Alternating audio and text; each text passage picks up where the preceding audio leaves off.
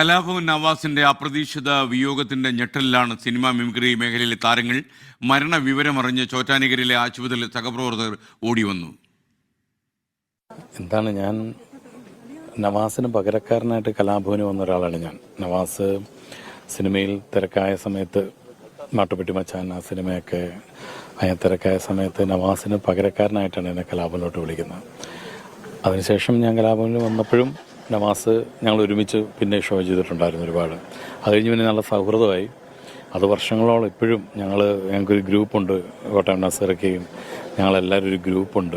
അപ്പോൾ അതിലെപ്പോഴും ഡെയിലി തമാശകൾ പറച്ചിലും അങ്ങനെ എന്താണ് വളരെ രസകരമായിട്ടുള്ളൊരാളായിരുന്നു നവാസ്. എല്ലാവർക്കും അറിയാം നവാസിനെ കുറിച്ച്.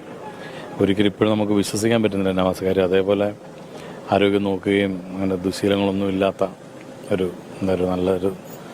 നല്ലൊരു സൗഹൃദം മനസ്സിൽ കാത്തു സൂക്ഷിക്കുന്ന ഒരാളായിരുന്നു. പറഞ്ഞ പോലെ തന്നെ ഒരിക്കലും നമുക്ക് ഇപ്പോഴും വിശ്വസിക്കാൻ പറ്റിയിട്ടില്ല. ഞങ്ങളിപ്പം അത് വളരെ ഞെട്ടിക്കുന്നൊരു വാർത്തയായിട്ട് കേട്ടതാണ്. കഴിഞ്ഞ ചോറ്റാനിക്കര തൊട്ട് ഈ നേരം വരെ ഞങ്ങളെല്ലാവരും അതിൽ തന്നെ നിൽക്കുകയാണ്. ഒരുപാട് ഓർമ്മകൾ ഞങ്ങൾക്ക് എല്ലാവർക്കും അദ്ദേഹത്തെക്കുറിച്ചുണ്ട്.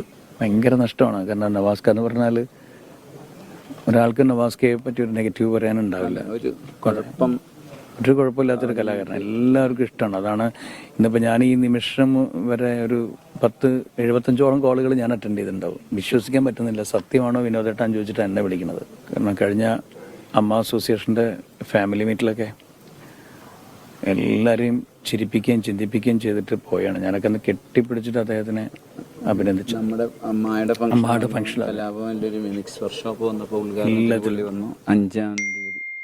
അന്ന് വന്ന് കുറേ കഥകൾ പറഞ്ഞു. കലാഭവനിൽ വന്നപ്പോഴുള്ള കഥ, ഞാൻ ഇങ്ങനെ പുള്ളി പരിചയപ്പെടുത്തിയ കഥ, അച്ഛനെ പരിചയപ്പെടുത്തിയ കഥ എല്ലാം അന്ന് കുറേ നാൾ കൂടി എനിക്കൊരു കാര്യം പറയാനുണ്ടെന്നും പറഞ്ഞിട്ട് എന്ന് പറഞ്ഞു.